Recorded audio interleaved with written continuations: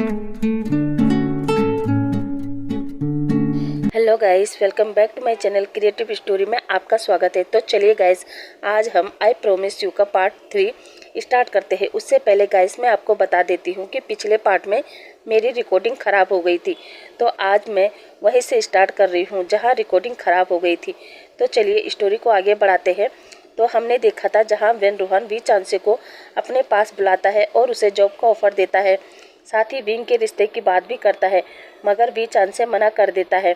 और अब कांसा सेरेन पूछती है कि वेन रोहन ने क्या कहा। अब वी चांसे कांसा सेरेन को पूरी बात बता देता है कि साथ ही ये भी कि वो विंग और वेंचाओ का रिश्ता करना चाहते हैं। कांसा सेरेन कहती है तो आपने क्या कहा। वी चांसे कहता है मैंने मना कर दिया क्योंकि मैं जानता हूँ विंग वांगजी से प्यार करता है और मैं नहीं चाहता कि विंग वांगजी से रिश्ता तोड़ दे, क्योंकि वांगजी अच्छा है। अब उसके अंकल हमारे बारे में ये सोचते हैं तो वो उनकी प्रॉब्लम है, मेरी नहीं। कांसा सेरेन कहती है हाँ मैं मानती हूँ कि वांगजी बहुत अच्छा है, मगर फिर भी हमें कुरेन पर भरोसा नहीं करना चाहिए। हो सकता है ना कि कल वो हमारे विंग को परेशान करे, हमें परेशान करे। वी चांसे कहता है ऐसा कुछ नहीं होगा, क्योंकि अब मैं लैंड कुरेन को कोई मौका देने वाला नहीं हूँ कि वो मुझ पर और मेरे बच्चे पर उंगली भी उठा सके। विंग अपने डैड की ये सब बातें सुन लेता है और अब नेक्स्ट डे विंग अपने कॉलेज पहुंचता है, जहां वो आज पूरा दिन यही सोचता है कि वो क्या करे।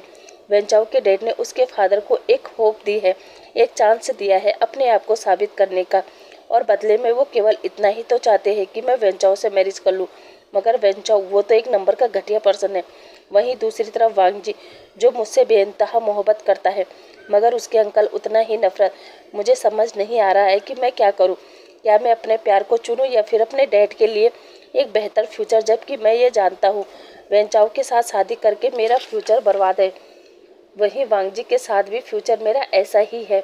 अब मैं क्या करूं, किससे बात करूं, कुछ भी समझ नहीं आ रहा है। और अब वो अपना कॉलेज ख़त्म होने के बाद अपने घर आता है और पहले अपने कमरे में जाकर अच्छे से फ्रेश व्रेश होता है और फिर अपने कमरे में बैठकर पढ़ने लगता है। कुछ देर बाद विंग की मॉम विंग के लिए जूस और कुछ स्नैक्स वगैरह लेकर विंग के कमरे में आती है और विंग से कहती है विंग तुम अभी अभी कॉलेज से आए हो और दोबारा पढ़ने बैठ गए बेटा। 24 घंटे किताबों में बिजी रहना वो भी सही नहीं है, थोड़ा सा अपने माइंड को रिलैक्स भी करना चाहिए, समझे। विंग कहता है जी मॉम। और अब विंग की मॉम जूस का गिलास विंग को पकड़ाती है और विंग के सिर पर हाथ फहराती है। विंग जूस का एक सिप लेते हुए अपनी मॉम से पूछता है मॉम क्या मैं आपसे कुछ पूछूं। उसकी मॉम कहती है हाँ बेटा कहो। विंग कहता है मॉम मैंने आपकी और डैड की बात सुनी। कांसा सेरेन कहती है कौन सी बात बेटा। विंग कहता है मॉम वही बात जिसमें वेंचाओ के डैड ने डैड को एक प्रपोजल दिया है कि वो डैड की हेल्प करेंगे, मगर जब मैं वेंचाओ से शादी करूंगा। ये सुनते ही कांसा सेरेन विंग को शॉकिंग नज़रों से देखती है। तभी विंग कहता है मॉम अगर मैं वेंचाओ से शादी करूं तो क्या डैड की परेशानी कम हो सकती है। कांसा सेरेन विंग से कहती है विंग ये तुम क्या कह रहे हो, और वैसे भी अगर तुम वेंचाओ से मैरिज कर लोगे तो वांगजी का क्या होगा। जो सुनकर विंग कहता है मॉम वांगजी के अंकल भी तो नहीं चाहते ना कि मैं और वांगजी एक हो, और फिर वांगजी और मैं एक दूसरे को पसंद करते हैं और पसंद में और प्यार में फ़र्क होता है। वैसे भी मैं पसंद तो न्यू हुसैन को भी करता हूँ, शियान को भी करता हूँ। इसका मतलब ये तो नहीं है ना कि मैं उनसे प्यार करता हूँ।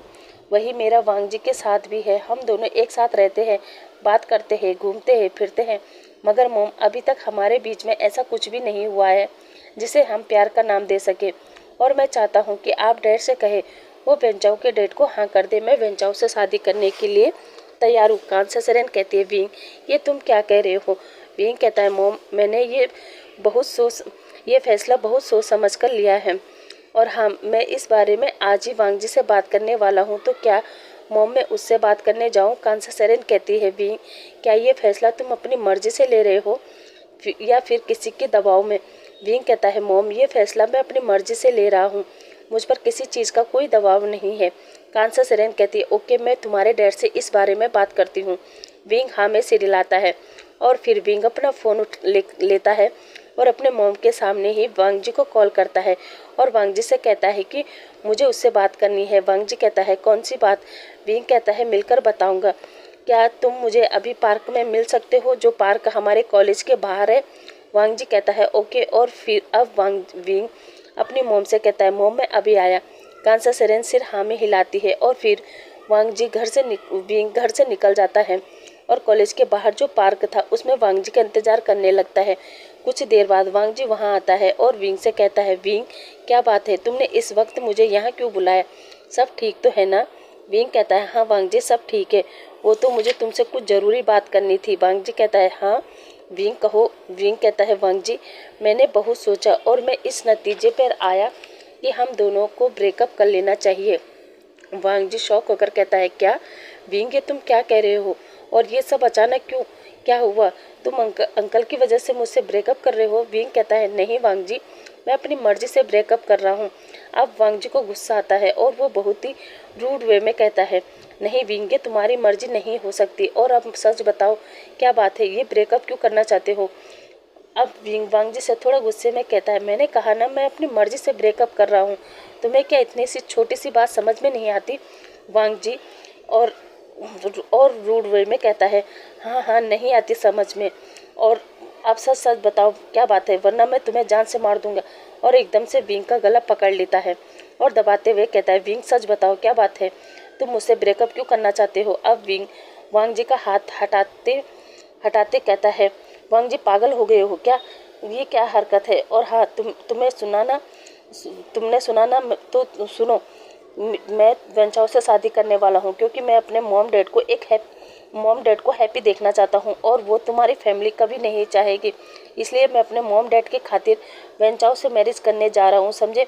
और विंग वहाँ से जाने लगता है। तभी वांग जी विंग का हाथ पकड़ता है और विंग को एकदम से अपने पास खींचकर विंग के लिप्स को कैप्चर कर लेता है और उसे किस करने लगता है।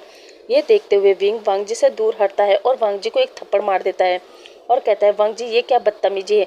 वांग जी कहता है, विंग नहीं तुम ये नहीं कर सकते क्योंकि तुम मेरे हो, और वो विंग को हक करने लगता है। विंग वांग जी से दूर हटने लगता है मगर अब वांग जी के सिर पर उसका गुस्सा हावी हो गया था और वो विंग को पकड़ते हुए कहता है, नहीं विंग तुम मेरे हो, तुम किसी और के नहीं हो सकते, मैं तुम्हें किसी और का होने ही नहीं दूंगा। और वो विंग को थोड़ा साइड में ले जाकर उसके साथ ज़बरदस्ती करने की कोशिश करने लगता है और कहता है, नहीं विंग तुम्हें मेरा होना ही पड़ेगा। और वो विंग की शर्ट को खोलने लगता है मगर अब विंग वांग जी के इस तरह का बिहेव देखकर पूरी तरह डर चुका था। उसकी आंखों से आंसू गिरने लगते हैं और वो वांग जी से बेग करता है कि प्लीज़ उसे छोड़ दो, मगर वांग जी तो पूरी तरह पागल हो चुका था। वो विंग के नेक पर उसके शोल्डर पर उसे बाइट करने लगता है। तभी विंग कहता है, वांग जी प्लीज़ मुझे ऐसे बर्बाद मत करो, अगर तुमने मुझे ज़रा सा भी प्यार किया है तो प्लीज़ मुझे छोड़ दो। और ये सुनते ही वांग जी विंग को छोड़ देता है और वहाँ से निकल जाता है। और अब विंग वहाँ से उठता है, अपने कपड़े सही करता है और वहाँ बैठकर रोने लगता है मगर तभी विंग के शोल्डर पर कोई हाथ रखता है। विंग डर जाता है और वो सामने देखता है तो सामने वेंचाओ खड़ा था और उसके दोनों दोस्त। जहाँ वेंचाओ विंग से कहता है, ओह तो यहाँ दोनों का रोमांस चल रहा था, हाँ विंग अगर तुम्हें ये सभी चाहिए था तो मैं भी तो था ना, तुम मेरे पास आ जाते, पर नहीं तुम उस लैन वांग जी के पास गए और अब टाइम आ गया है तुमसे और उस लैन वांग जी से बदला लेने का। और वो अब विंग को पकड़ता है और उसको साइड में ले जाकर उसके साथ रेप कर देता है। और अब वेंचाओ काफ़ी देर तक उसे नोचता है, उसके साथ जानवरों जैसा बिहेव करता है, यहाँ तक कि विंग की हालत इतनी ख़राब हो जाती है कि वो अब सही से उठ भी नहीं पा रहा था। और अब जब वेंचाओ को एहसास होता है कि उसने क्या किया, वो डर जाता है और फिर पकड़े जाने के डर से वो विंग को जान से मार देता है। और अब वो तीनों वहाँ से भाग जाता है। इधर वांग जी घर न जाकर सीधा क्लब पहुँचता है और वो वहाँ बहुत ज़्यादा ड्रिंक करता है। वो पूरी रात ड्रिंक करता रहता है। अगले दिन वांग जी को उस क्लब में लेने उसके गगा और अंकल आते हैं। इधर हम देखते हैं जहाँ रात को जब काफ़ी देर हो जाती है और विंग घर नहीं पहुँचता तो तब कांसा सेरेन बी चांसे को बताती है कि विंग अभी तक घर नहीं पहुँचा है। वो वांग जी से मिलने गया था अपने कॉलेज के बाहर जो पार्क है वहाँ। और अब जब रात के 11 बजे वी चांसे और कांसा सेरेन उस पार्क में पहुँचते हैं तो वो विंग की उस हालत को देखकर पूरी तरह शॉक, और वो जल्दी से विंग को हॉस्पिटल ले जाते हैं जहां उन्हें पता चलता है कि विंग के साथ ज़बरदस्ती की गई है और उसके बाद उसे मारा गया है। ये सुनते ही कांसा सेरेन बेहोश हो गई थी और वो सदमे में चली गई थी। तो गाइस यहाँ हमारा फ्लैशबैक ख़त्म होता है और अब हम बैक टू प्रेजेंट आते हैं जहाँ विभूषण ये सुनता है तो उसकी आंखों से लगातार आंसू बह रहे थे। अब वो अपने आंसू साफ करते हुए कहता है, तो क्या डैड ये सब उस लैन वांगजी ने किया? तो आपने उसे पूछा नहीं कि उसने ये सब क्यों किया? वी चांद से कहता है, किससे पूछता बेटा, क्योंकि विंग के मौत के बाद वो सब लोग यहाँ से शिफ्ट हो गए। विभूषण कहता है, क्या वांगजी अब यहाँ नहीं है? तो कहाँ है? वी चांद से कहता है, वो अब लंदन में है। विभूषण उठता है और कहता है, ओ लंदन। और फिर विभूषण कहता है, डैड आप फिक्र मत कीजिए, क्योंकि अब मैं आ गया हूँ ना, और अब मैं आपसे प्रॉमिस करता हूँ डैड, जब तक मैं वांगजी से विंग के मौत का बदला नहीं ले लेता तब तक मैं चैन से नहीं बैठूंगा। आई promise you dad, I promise you. और अब हम एक हफ्ते बाद का सीन देखते हैं, जहाँ चाइना में सभी बिजनेसमैनों की मीटिंग थी और उसमें हमारा लैन वांगजी भी शामिल होता है, क्योंकि यहाँ चाइना में उनके बहुत सारी कंपनी थी जिसको लंदन में बैठे बैठे सीचेन और वांगजी हैंडल करते थे। और इन 5 सालों में केवल सीचेन ही मीटिंग के लिए लंदन से चाइना आया करता था। और इन 5 सालों में ये फर्स्ट टाइम था कि वांगजी वापस 5 साल बाद लंदन से चाइना आ रहा था। और अब विभूषण, जियान फेमियान और मैडम यू की वजह से चाइना में एक कंपनी स्टेबल कर ली थी। और पिछले एक हफ्ते में विभूषण ने उस कंपनी में 1 साल के बराबर काम करके टॉप 10 की लिस्ट में आ गया था। और अब हम सीधा मीटिंग हॉल का सीन देखते हैं, जहां सभी बिजनेसमैन बैठे थे। तभी हमारा वांगजी अपने फेस पर एक डार्क ऑरा लिए हुए उस मीटिंग हॉल में इंटर करता है, जहां सभी लोग वांगजी को ग्रीट करते हैं। और वांगजी बैठकर सभी से कहता है कि वो मीटिंग स्टार्ट करें। तभी एक पर्सन कहता है, अभी नहीं सर, अभी वी कॉरपोरेशन का सीईओ नहीं आए हैं। तभी वांगजी अपनी डार्क वॉइस में कहता है, कौन है वो? और क्या उन्हें पता नहीं था कि सभी बोर्ड ऑफ डायरेक्टरों की मीटिंग हर साल 10 बजे स्टार्ट हो जाती है? तभी पीछे से एक आवाज़ आती है, सॉरी मिस्टर लैन, मगर अभी 10 बजने में 1 मिनट बाकी है, मतलब 60 सेकेंड। अब वांगजी उस तरफ देखता है जहाँ से अभी अभी आवाज़ आई। अब वांगजी विंग को देखता है, मेरा मतलब विंग के भाई विभूषण को देखता है, जो हूबहू विंग की तरह ही दिखता है। और अब वांगजी शॉकिंग नज़रों से विभूषण को देखता है। तभी विंग मुस्कुराते हुए अंदर आता है और सभी से कहता है, हेलो जेंटलमैन, मेरा नाम विंग है। तभी सभी एक एक करके विंग के साथ हेलो करते हैं। और अब हेलो करते करते विंग का हाथ वांगजी की तरफ बढ़ जाता है, मगर वांगजी विंग को अपनी नैरो आइज से देखता है और कहता है, अब हेलो हाय हो गया हो तो अब काम की बात करें। सभी कहते हैं, यस सर। और फिर वो लोग अपनी अपनी फाइल खोलते हैं और बिजनेस से रिकॉर्डिंग बात करते हैं। उसके बाद उन लोगों की मीटिंग ख़त्म होती है और सब लोग बाहर निकल जाते हैं। हमारा विंग भी सभी के साथ बाहर निकल जाता है। इधर वांगजी अभी भी अकेले उस मीटिंग हॉल में बैठा था और वो अपनी टाई को लूज करता है और पानी पीता है। तभी सुयान अंदर आते हुए कहता है, वांगजी ये विंग था ना? वांगजी सुयान के किसी भी बात का जवाब नहीं देता, वो बस एकटक कुछ सोच रहा था और अपने हाथों की मुट्ठी भींच रहा था। तभी सुयान वांगजी के शोल्डर पर हाथ रखता है, जिसके वजह से वांगजी अपनी सेंस में वापस आता है और सुयान को देखता है। सुयान भी वांगजी का फेस देखते हुए पूछता है, वांगजी क्या हुआ? वांगजी नाम में सिर हिलाता है और फिर वो अपनी फाइल उठाता है और सीधा बाहर चला जाता है। अब हम वांगजी और सुयान को देखते हैं, जो गाड़ी में बैठे थे। और सुयान वांगजी से पूछता है, वांगजी कहाँ जाना है? वांगजी सुयान से कहता है, कंपनी चलो। सुयान कहता है, ओके। और फिर सुयान वांगजी को लेकर सीधा कंपनी पहुंचता है, जहां जैसे ही वांगजी अपनी कंपनी में आगे बढ़ रहा था, उसका वो डार्क ऑरा देखकर स्टाफ समझ चुका था कि वांगजी गुस्से में है। इसलिए वो जल्दी जल्दी अपना अपना काम करने लगते हैं, क्योंकि उन्हें पता है वांगजी को कोई भी गलती पसंद नहीं है। अब वांगजी अपने केबिन में आता है और फाइल को अपने टेबल पर रखता है और फिर अपनी चेयर पर बैठते हुए अपना सिर पीछे करता है और आंखें बंद करके उस दिन को याद करता है जिस दिन वो विंग के करीब जाने वाला था, जहां विंग ने रोते हुए वांगजी से कहा था कि अगर उसके दिल में मेरे लिए थोड़ा सा भी प्यार है तो प्लीज़ मुझे बर्बाद मत करो, छोड़ दो मुझे। और फिर वांगजी ने उसे छोड़ दिया था, मगर उसे पीछे मुड़कर भी नहीं देखा। वांगजी वो सभी याद करता है और अपनी आंखें खोलकर आगे को झुकता है और मन में कहता है, विंग आज फिर तुमने मेरे सामने आकर अच्छा नहीं किया, बिल्कुल भी। तभी वांगजी का फ़ोन रिंग करता है और अब वांगजी अपने सेंस में आता है और अपने फ़ोन को देखता है, जिसमें सीचेन का नंबर शो हो रहा था। वांग जी नंबर देखते ही कॉल पिक करता है और सिचेन से कहता है, जी गगा। दूसरी तरफ से आवाज़ आती है, वांग जी चाइना में जो हमारे मॉल वगैरह है उनमें कुछ प्रॉब्लम आ रही है, क्या तुम्हें पता है? वांग जी शौक होकर कहता है, क्या? मुझे नहीं पता गगा। चलो मैं देखता हूँ। सिचेन कहता है, हाँ वांग जी चेक करके बताओ।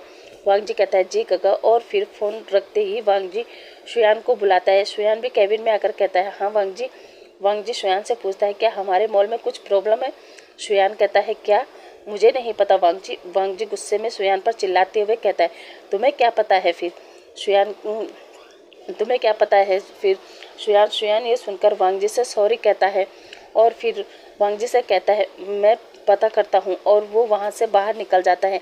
इधर जब तक वांग जी पता कर रहा था तब तक वहाँ हमारा विंग अपनी चाल चल चुका था, क्योंकि वांग जी के मॉल में जो प्रॉब्लम आ रही थी वो विंग की वजह से ही आ रही थी। क्योंकि सॉरी गाइस, मैं विंग और विभूषण कर रही हूँ तो आप मैनेज कर लेना। विभूषण ने अपना मन बना लिया था कि वो चाइना से वांग जी का नाम पूरी तरह मिटा देगा, और शुरुआत उसने वांग जी के मॉल से कर ली थी, जहां वो मॉल के लगभग 10 शॉपिंग सेंटर खरीद कर उनमें प्राइस आदि करके अपने माल को बेचने लगा था, जिस वजह से वांग जी के जो शॉपिंग सेंटर थे उनमें लोगों को जाना कम हो गया था। और फिर इसी तरह विभूषण वांग जी के हर काम में टांग अड़ा रहा था, जो देखते हुए वांग जी का जो प्रॉफिट मार्जिन था वो बहुत कम हो गया था। ये देखते हुए वांग जी परेशान हो जाता है, यहाँ तक कि लंदन में बैठे सिचेन और कुरेन भी, जो देखते हुए कुरेन कहता है, सिचेन आखिर चाइना में वांग जी क्या कर रहा है? वो काम ठीक से क्यों नहीं कर रहा है? अगर ऐसा ही हमें प्रॉफिट में लॉस होता रहेगा तो वो दिन दूर नहीं है जब चाइना से हमारा नाम पूरी तरह मिट जाएगा।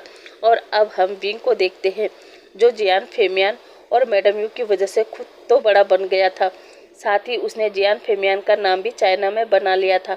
वहीं जियान फेमियान, जिसका एक समय था कि उन्हें चाइना छोड़कर अमेरिका जाना पड़ा था काम करने के लिए, और वहाँ भी उन्होंने ज़िंदगी भर एक एम्प्लॉय के तौर पर ही काम किया था, और फिर थोड़ा थोड़ा सेविंग करके अपने लिए एक छोटी सी कंपनी ओपन की थी, जिसे मैडम यू और जियान फेमियान हैंडल करते थे। और आज उसी जियान फेमियान की कंपनी को और उनके नाम को अपने दिमाग से, अपनी मेहनत और लगन से, अपनी सूझबूझ से विंग ने उनका नाम फिर से चाइना में बना लिया था। यहाँ तक कि खुद का भी बिजनेस भी टॉप 10 से टॉप 2 पर ले आया था, और अभी भी चाइना के अंदर नंबर 1 पर लेंस ही थे। मगर अब विंग अपना एक लास्ट दाव खेलने का सोचता है, क्योंकि एक लास्ट दाव और लेंस का चाइना में नामो निशान खत्म, और इसके लिए भी वुशियान ने तैयारी शुरू कर दी थी। इधर वांग जी जो समझ नहीं पा रहा था कि आखिर एक साल में ये दो कंपनी टॉप 2 और टॉप 3 में कैसे आ सकते हैं। वांग जी वो सब प्रोसीजर कर ही रहा था, तब तक इधर वांग जी के कॉम्पिटिटर की तलाश करने लगा, जो जाहिर सी बात है कि वो और कोई नहीं बल्कि वेन रूहान थे। इसलिए वी वुशियान वेन रूहान से मिलने जाता है, जहां वेन रूहान विंग को पहचानता तो नहीं था, मगर नाम सुना था। और वेन चाओ, जिसको पता था कि विंग मर चुका है, वो भी अपने डैड से उस समय बिना कुछ बताए अब्रोड चला गया था, और फिर पिछले 5 साल से वेन चाओ अब्रोड में ही सेटल हो गया और अपना एक छोटा सा बिजनेस भी खड़ा कर चुका था। साथ ही उसके दोनों दोस्त जॉन और हैपिन भी उसके बिजनेस पार्टनर थे, और वो भी वेन चाओ के साथ ही अब्रोड शिफ्ट हो गए थे। और अब वेन रूहान भी वुशियान से मिलता है, जिसे मिलने पर भी वुशियान वेन रूहान को अपना नाम विंग ही बताता है।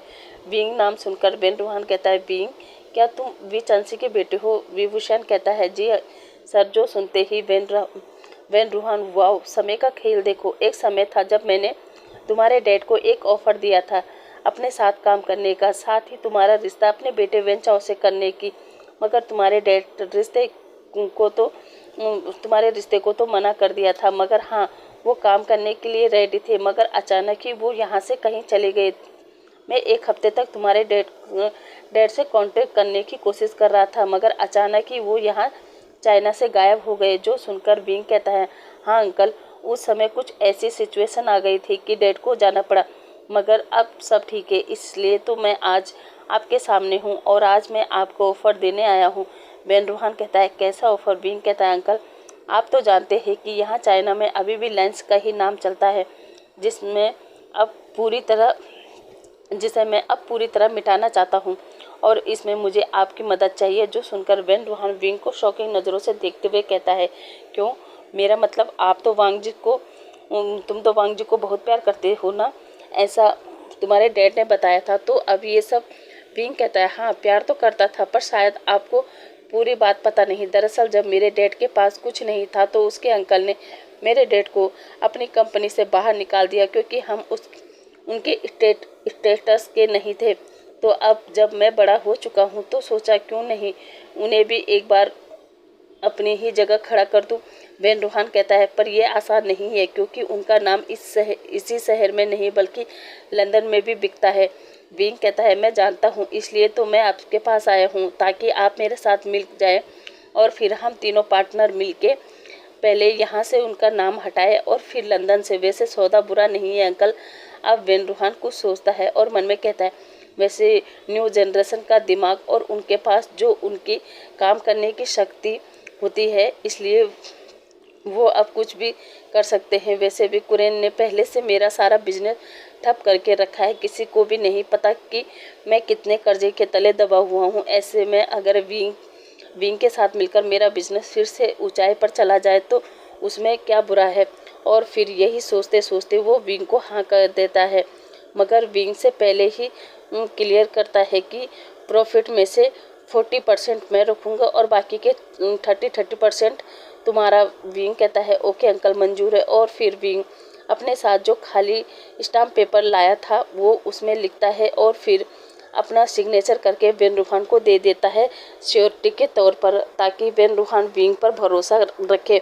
और अब नेक्स्ट डे एक लैंड पर एक बहुत बड़ा रेस्टोरेंट बनने के लिए वहाँ की सरकार द्वारा एक टेंडर निकाला जा रहा है, जिसमें कम से कम पैसे में और एक अच्छा बेहतर रेस्टोरेंट ओपन किया जाए, जिसमें हर कंट्री का फूड मिले, ताकि चाइना आने वाले पर्यटक अपने सिटी के फूड के साथ साथ अन्य सिटी के फूड का भी जायका ले सके, जिसके लिए विंग और वांग जी समेत और बिजनेसमैनों ने भी टेंडर भरा था, जो लगभग 500 करोड़ का। इसलिए विंग और वांग जी अपना अपना फॉर्म भरते हैं और सबमिट करते हैं और फिर 2 दिन बाद जब वो टेंडर खुला तो वो टेंडर हमारे विंग को मिल जाता है, जो देखते हुए वांग जी और बाकी सब बिजनेसमैन विंग को देखने लगते हैं, क्योंकि जहां सभी लोगों ने वो 500 करोड़ के बिजनेस का अमाउंट बढ़ा के सरकार को बताया था, उसी में हमारे विंग ने वो टेंडर 400 से 450 करोड़ के बीच में बनाने का ऑफर दिया था, जो पास भी हो गया था। और जिस वजह से अब विंग की कंपनी, जिसके 2 पार्टनर हैं वेन रूहान और जियान फेमिया, उन्हें मिल जाती है, जिससे वांग जी को और बाकी लोगों को करोड़ों का नुकसान हुआ था। कुछ लोगों की तो कंपनी भी बंद हो गई थी, क्योंकि ये प्रोजेक्ट पाने के लिए उन्होंने काफ़ी जगह से माल पहले ही मंगवा लिया था, जो अब वो ना चुका सकते थे। और उन्हीं सब में से हमारा वांग जी भी था, जिसने डिजाइनरों को, कारपेंटरों को, यहाँ तक कि टेक्नीशियन को पहले ही बहुत बड़े अमाउंट में ख़रीद लिया था। और अब जब वो टेंडर वांग जी को नहीं मिला तो वांग जी ने जो अमाउंट पहले ही पे कर दिया था वो सब बर्बाद हो चुका था। इसलिए अब विंग वांग जी की तरफ मुस्कुराता है और बाहर निकल जाता है। विंग का इस तरह मुस्कुराहट देखकर वांग जी को ये लगा कि विंग ने उससे उस रात का बदला लिया है, जो सोचते हुए अब वांग जी और भी गुस्सा हो जाता है। और अब हम लैन मेंशन में देखते हैं, जहां लैन, कुरेन और सीचेन भी ये खबर सुनकर चाइना पहुंच गए। और अब कुरेन वांग जी पर चिल्ला रहा था कि वांग जी, यहाँ आकर तुम्हें क्या हो गया है? पहले तो तुम बिजनेस को अच्छे से हैंडल करते थे, तो इस बार क्या हुआ तुम्हें पता है? तुम्हारी वजह से हमारा नाम, हमारी शोहरत मिट्टी में मिल गई, लेंस का नाम डूब गया। वैसे किसके पास इतनी हिम्मत आई कि उसने लेंस से पंगा लिया? बताओ वांग जी, किसने? मगर वांग जी अपने अंकल से कुछ भी नहीं कहता, क्योंकि जब 5 साल पहले वांग जी ने विंग के साथ जबरदस्ती करने के लिए उसके साथ फोर्स करना चाहा, मगर नहीं कर पाया था। उसके बाद वांग जी सीधा क्लब चला गया था। वो पूरी रात भर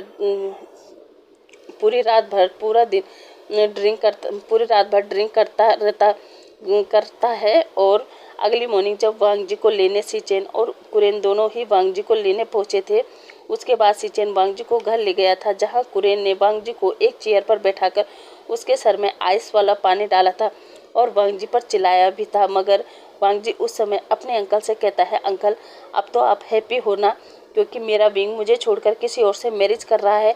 यह सुनकर कहीं ना कहीं कुरेन के दिल को खुशी मिली थी। उसके बाद जब वांग जी का नशा पूरी तरह उतर गया था, तब वांग जी अपने गगा से कहता है, गगा वो विंग के बिना नहीं जी सकता और अब वो विंग को किसी और का नहीं होने दे सकता, इसलिए वो अब यहाँ से जाना चाहता है आज और अभी, क्योंकि वो यहाँ रहेगा तो वो विंग को भूल नहीं पाएगा और ना ही वो विंग को किसी और का होते हुए देख सकता है। और वो अपने गगा से रोते रोते काफ़ी रिक्वेस्ट कर रहा था, इसलिए सिचेन मान जाता है और फिर वो अंकल से बात करके वांग जी को उसी दिन लंदन ले गया था। और अब चाइना में केवल कुरेन ही था, इसलिए वांग जी के जाने के बाद कुरेन को पता चलता है कि विंग के साथ सेक्सुअल असोल्ट हुआ है और उसको मारा भी गया है। जो सुनकर कुरेन शौक और उसके दिमाग में आता है कि कहीं ये सब वांग जी ने तो नहीं किया ना, क्योंकि कल पूरी रात वांग जी नशे में था और वांग जी का गुस्सा भी खतरनाक है। वो गुस्से में कुछ भी कर बैठता है और फिर उसे याद भी नहीं रहता, और अगर सच में वांग जी ने ये किया है तो वो बच नहीं पाएगा और मैं यहाँ रहूँगा तो मेरी वजह से पुलिस वांग जी को भी गिरफ्तार कर सकती है और मैं ऐसे नहीं होने दे सकता।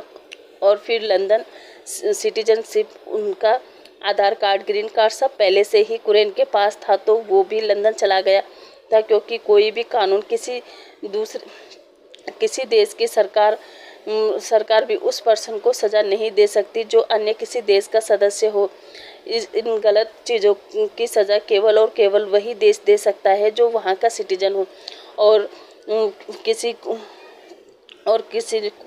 किसी अन्य देश में सज़ा देना हो तो उसके लिए बहुत बड़ा प्रोसीजर होता है। इसलिए जब विंग की मौत के बाद पुलिस कुरेन के घर में पहुँचते हैं तो वो तब तक कुरेन भी लंदन जा चुका था और आज 5 साल बाद लौटे हैं। मगर पिछले 5 साल से वांग जी ने अपने अंकल से कोई भी बात नहीं की थी और आज भी ऐसा ही है। कुरेन वांग जी से पूछ रहा था, मगर वांग जी अपने अंकल को कोई भी जवाब नहीं दे रहा था। और अब वांग जी वहाँ से अपने कमरे में आ जाता है जहाँ वो विंग की वही मुस्कुराहट याद करता है और अब वो शुयान को कॉल करके कहता है कि वो विंग का पता करे कि वो इस समय कहाँ है। शुयान ओके कहता है और अब करीब आधे घंटे बाद वांग जी का फ़ोन रिंग करता है, जहाँ वांग जी फ़ोन उठाकर कहता है, हाँ शुयान बताओ कहाँ है विंग। शुयान कहता है, वांग जी विंग इस समय नाइट मून क्लब में है। वांग जी इतना सुनते ही अपना फ़ोन रखता है और क्लब पहुंचता है, जहां वो देखता है विंग इतनी खुशी के बाद भी अकेला बैठकर ड्रिंक कर रहा है। वहीं विंग ड्रिंक ग्लास में लेकर अपने फ़ोन में स्क्रॉल करते हुए अपने भाई और अपनी बचपन की मेमोरी को देख रहा था, जो दूसरी टेबल से वांग जी भी देख रहा था और मन में सोच रहा था, ये विंग किसकी तस्वीर देख रहा है, क्या ये इसके बच्चे हैं? मगर ये अकेला क्यों बैठा है और इतने दिनों से मैंने इसे एक भी बार बेंचाओं के साथ नहीं देखा, आखिर क्या चल रहा है इनके बीच। और फिर विंग काफ़ी ड्रंक हो चुका था और वो उठकर जाने लगता है, जहाँ वो गिरते पड़ते आगे बढ़ रहा था। जिनसे वो टकरा रहा था उन्हें सॉरी कह रहा था और फिर वो जैसे तैसे अपनी गाड़ी के पास आता है और गाड़ी के अंदर बैठकर जैसे ही वो गाड़ी की चाबी लगाता है तभी अचानक उसका डोर खुलता है और विभूषण शौक तभी वो बाहर देखता है जहाँ वांग जी खड़ा था। और विभूषण वांग जी को देखकर कहता है, तुम यहाँ क्या कर रहे हो? वांग जी कहता है, बाहर आओ। विभूषण कहता है, क्या? वांग जी कहता है, मैंने कहा बाहर आओ। विभूषण कहता है, मगर क्यों? वांग जी फिर गुस्से में कहता है, विंग मैंने कहा बाहर आओ। विभूषण कहता है, ओके। फिर वो गाड़ी से बाहर आता है और कहता है, हाँ कहो क्या बात है? और वैसे भी ये कौन सा तरीका है किसी को गाड़ी से बाहर निकालने का? वांग जी विभूषण का हाथ पकड़ता है और कहता है, चलो मेरे साथ। और विभूषण का हाथ खींचने लगता है, जहां विभूषण अपना हाथ छुड़ाते हुए कहता है, रुको। और सीधा वांग जी का कॉलर पकड़ते हुए कहता है, तुम्हारी हिम्मत कैसे हुई मेरा हाथ पकड़ने की? वांग जी कहता है, विंग मेरा कॉलर छोड़ो। विंग विभूषण कहता है, क्यों बुरा लग रहा है? तुमने भी तो मेरा हाथ पकड़ा था ना, तो सोचो मुझे कितना बुरा लगा होगा। और फिर वांग जी का कॉलर छोड़कर वापस अपनी गाड़ी की तरफ आने लगता है। तभी वांग जी फिर से वुशान का हाथ पकड़ता है और उसे अपनी तरफ खींच देता है, जिस वजह से वुशान एकदम से वांग जी की चेस्ट से हिट हो जाता है। और फिर वांग जी अचानक वुशान को अपनी गोद में उठाता है और उसे अपनी गाड़ी की तरफ ले जाते हुए कहता है, विंग डरो मत, मैं केवल तुम्हें घर छोड़ूंगा बस, क्योंकि तुमने बहुत ज़्यादा ड्रिंक की है।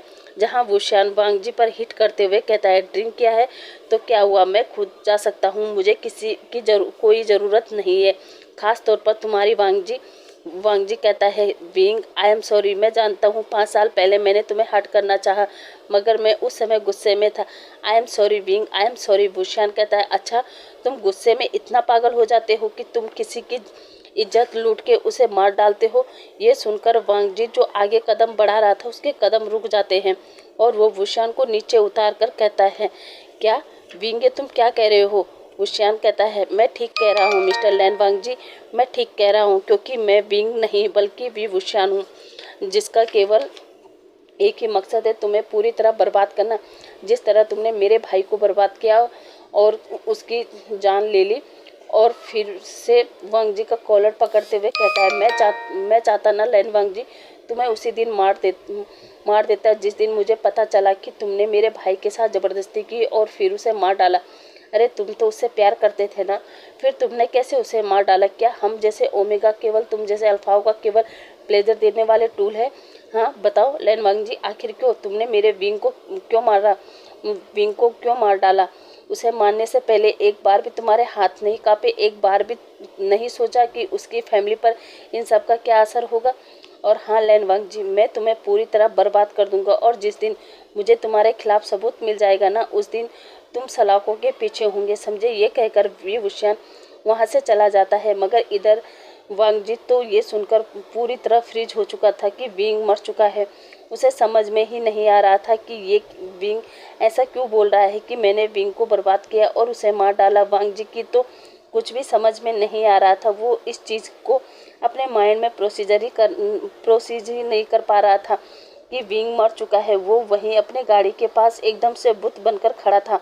तभी पीछे से किसी और गाड़ी का हॉर्न सुनकर वांग जी अपने सेंस में आता है और वो अब विभूषण को देखता है जो गाड़ी के अंदर बैठ चुका था। वांग जी उसे आवाज़ देता है, विंग विंग, मगर तब तक वुशान निकल चुका था। वांग जी उसकी तरफ भाग रहा था, मगर जब उसने देखा कि गाड़ी आगे निकल गई, वो लौटकर पीछे आता है और फिर अपनी गाड़ी में बैठता है और विंग की गाड़ी का पीछा करता है, जहां विंग और वांग जी दोनों के ही आंखों में आंसू थे और वो चले जा रहे थे। जहां करीब 1 घंटे पीछा करने के बाद विंग अपने अपार्टमेंट में आता है। वांग जी भी उसके पीछे पीछे आता है और अब विंग जैसे ही अपने अपार्टमेंट का डोर बंद करता है, तभी उसके डोर पर डोरबेल रिंग होती है। जहां विंग गेट खोलकर देखता है तो वांग जी बहुत ही गुस्से में डोर के बाहर था।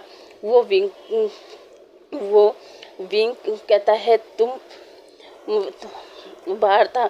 विंग कहता है, तुम यहाँ क्या कर रहे हो। इतना कहते ही वांग जी वुशान को अंदर पुश करता है और गेट बंद करके कहता है, विंग ये अभी कुछ देर पहले तुमने क्या कहा कि विंग मर चुका है, इसका क्या मतलब, क्योंकि तुम तो मेरे सामने हो। और वांग जी ने वुशान की जो लाइन पकड़ी हुई थी उसको छुड़ाते हुए वुशान कहता है, हाँ लैन वांग जी, मैंने जो कहा सही कहा, और हाँ मैं विंग नहीं बल्कि उसका प्रिंस ब्रदर भी वुशान हूँ, जो विंग बनकर तुम्हारे सामने आया था। मैंने सोचा था मुझे जिंदा देखकर तुम अपने गुनाहों को मेरे सामने कबूल कर लोगे, मगर नहीं, तुमने एक बार भी मुझसे माफ़ी मांगने की हिम्मत नहीं की। जो सुनकर वांग जी कहता है, नहीं ये नहीं हो सकता, मेरा विंग नहीं मर सकता। तभी वुशान ताली बजाते हुए कहता है, अरे वाह, कितनी बढ़िया एक्टिंग कर रहे हो, तुम्हें तो बेस्ट एक्टर का अवार्ड देना चाहिए। मेरे भाई की इज्जत लूटने के बाद और उसे मारने के बाद कितनी अच्छी एक्टिंग कर रहे हो लैन वांग जी। तभी वांग जी कहता है, मैंने विंग को नहीं मारा, ना ही उसके साथ कुछ किया है। तुम झूठ मत बोलो, मेरा विंग जिंदा है, तुम ही मेरे विंग हो ना। और वो वुशान को हक करने के लिए बढ़ रहा था। तभी वुशान वांग जी के फेस पर एक जोरदार थप्पड़ मारते हुए कहता है, खबरदार वांग जी, मेरे पास आने की कोशिश भी मत करना, वरना मैं पुलिस को बुला दूंगा और तुम्हें जेल भेज दूंगा। जो सुनकर वांग जी कहता है, हाँ विंग, करो पुलिस को कॉल, बुलाओ पुलिस को, मैं जेल जाने को तैयार हूँ, मगर प्लीज़ झूठ मत बोलो कि तुम विंग नहीं हो, उसके भाई हो। प्लीज़ विंग, प्लीज़ झूठ मत बोलो। विभूषण इरिटेट होकर कहता है, तुम्हें समझ नहीं आता क्या, तुम सब कुछ जानने के बाद भी अनजान बन रहे हो। मैं कितनी बार कह चुका हूँ कि मैं विंग नहीं हूँ, क्योंकि विंग को तो तुमने मार डाला। वांग जी चिल्लाकर कहता है, नहीं, मैंने विंग को नहीं मारा और ना ही उसे मारने के बारे में सोच सकता हूँ, समझे। और हाँ, बार बार मुझसे झूठ बोलना बंद करो कि विंग मर चुका है, क्योंकि तुम तो सही सलामत मेरे सामने खड़े हो। और ये कहकर वांग जी वी वुशियान के अपार्टमेंट से निकल जाता है। इधर वी वुशियान तो अपना सर पकड़ता है और बेड पर सो जाता है। वहीं हमारा वांग जी जो पागलों की तरह रोड पर चले जा रहा था।